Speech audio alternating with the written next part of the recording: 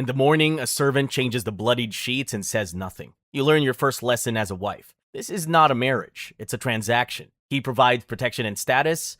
You provide heirs and household management. Love? That's for peasants and poets. At 15, your first pregnancy ends in blood at 4 months. At 16, the second dies 3 days after birth. A boy, perfect and blue and silent. Your mother-in-law's disappointment could freeze fire. Your husband says nothing, but his visits grow shorter, colder. You've failed your primary function, and everyone knows it. The years blur into a fog of hope and hemorrhage. 17, 18, 19. Each pregnancy announced with cautious optimism. Each ending in blood or silence or tiny bodies that never drew breath. You stop counting after the 5th. Your mother-in-law stops pretending to care after the 7th. Your husband takes a concubine, a merchant's daughter with wide hips and a forgettable face. She fails too. Small comfort, but you take what you can get. By 25, the whispers have calcified into fact. Lady Takeda's daughter-in-law is cursed, barren, broken. You kneel through the accusations, absorb the remedies, bitter herbs, temple prayers, a monk who claims to extract demons through smoke and chanting. Nothing works. You begin to believe them. Meanwhile, the Sengoku chaos swirls outside your walls. Your husband rides to war 3-4 times a year. You manage the castle alone. 50 servants, supply chains, disputes, taxes. When raiders test your defenses, you stand on the walls in borrowed armor, naginata in hand, and watch them retreat. They expected weakness. They found a woman with nothing left to lose. Word comes that Yuki died in childbirth. Your only friend gone. You're not allowed to mourn publicly. Too much work to do. Too many appearances to maintain. That night, you sit alone in the garden and weep until dawn.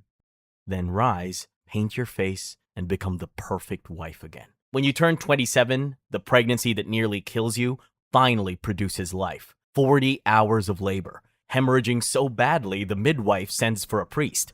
But when the screaming stops, there's crying. Not yours, but hers. A daughter.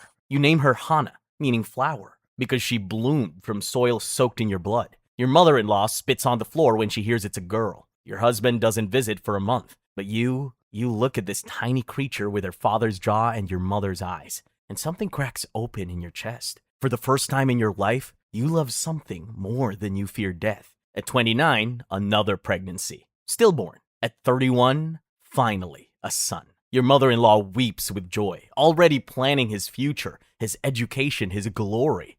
11 days later, fever takes him. You watch Lady Takeda hold his tiny corpse, rocking back and forth, making sounds no human should make. She never recovers. Over the following months, she stops eating, stops speaking, stops leaving her chamber. You call it what it is. A woman who staked everything on grandsons, watching her investment die in her arms. She follows him to the grave before winter ends, cursing your barren, daughter-bearing womb. You don't mourn her. You inherit her armor. Hana survives. Hana thrives. And in her, you pour every dream you've ever buried. You begin training Hana in secret when she's 6. Not just tea ceremony and flower arrangement.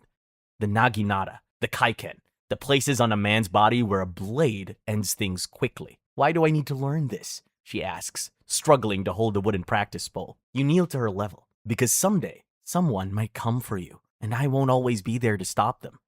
She grows beautiful, too beautiful. By 12, marriage offers arrive like vultures circling. The Lord's third son, the clan's spare heir. Your husband sees opportunity. You see your daughter disappearing into the same gilded cage that trapped you. For the first time in your marriage, you fight back. She's too young. Her health is delicate. She needs more training. Excuses stack like sandbags against a flood. Your husband grows suspicious, then violent.